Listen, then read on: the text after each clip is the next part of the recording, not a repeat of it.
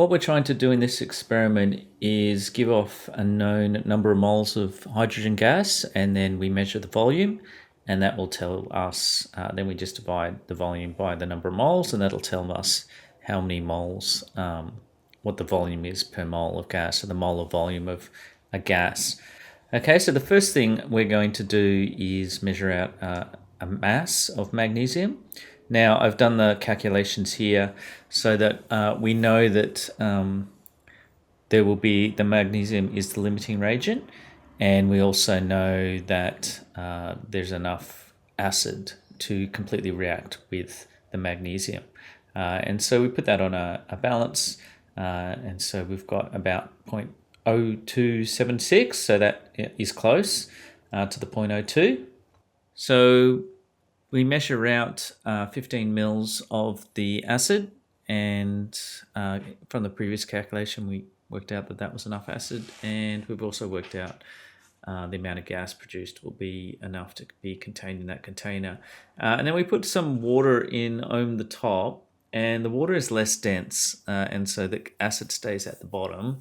It's 3 molar acid, 15 mils to 3 molar acid, and the water we fill up to the top. And so the water will stay at the top.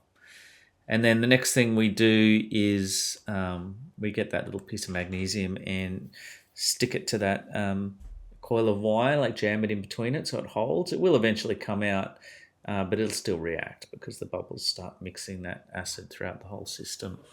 So there is acid throughout everywhere, and then it does drop because it is heavy when the bubbles get smaller. So it still reacts. So this is just showing you putting the bung with the piece of magnesium in at the top. And then what we're trying to do is we're trying to make sure there's no air bubbles in that. And then once we've done our best to do that, we invert it, and then we're putting it into the cylinder. We're putting it into the tray.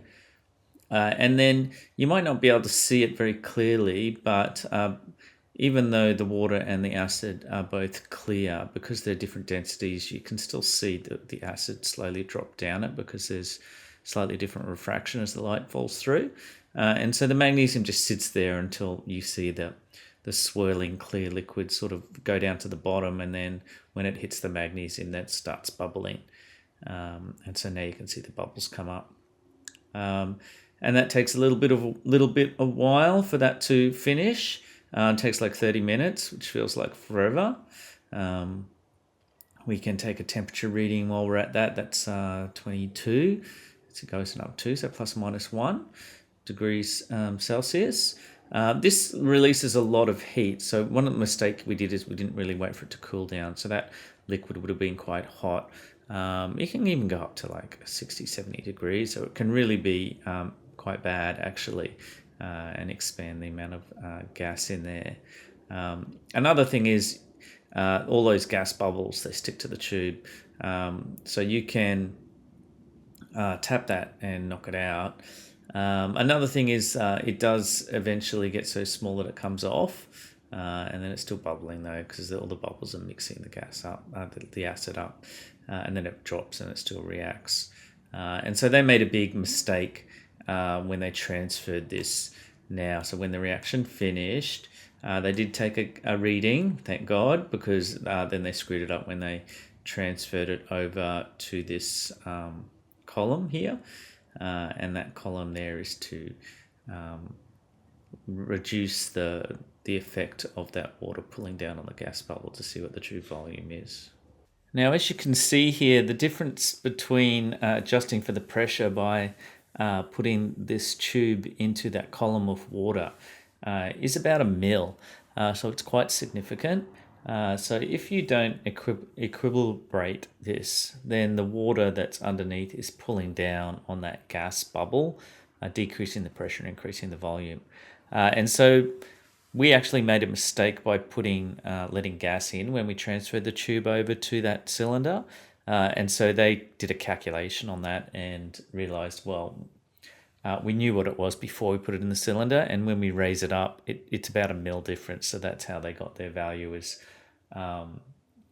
27.2 mils. To get the pressure, I had to go to the Bureau of Meteorology. It was about 12 p.m. So 10 a.m. to 10 p.m. for the next 12 hours. There wasn't a lot of change. We're around here in Brisbane, so that's about 1020 plus or minus 2, and that's in hectopascals. So I had to convert that to pascals. So it's 102.0 kilopascals. It's not just hydrogen that's causing the pressure. There's also water vapor in there. So you have to work out how much at 22 degrees is 2.64 kilopascals is due to the water.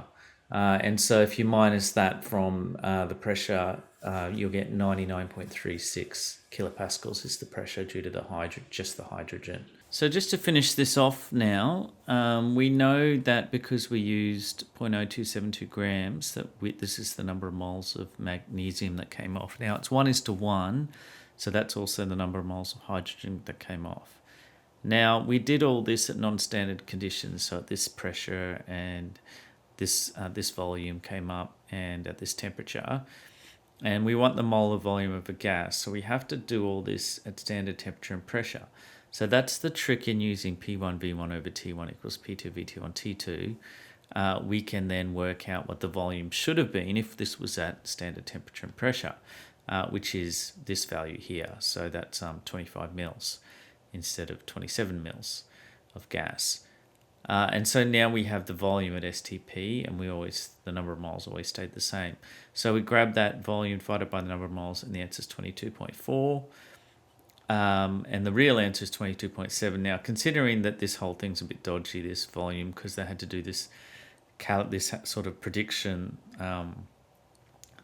it's not too bad. Hopefully you will get a much closer answer to this. And we didn't do uncertainties, which would have put this hopefully well within a plus or minus, maybe a plus minus 0.5 or something, I'm not sure.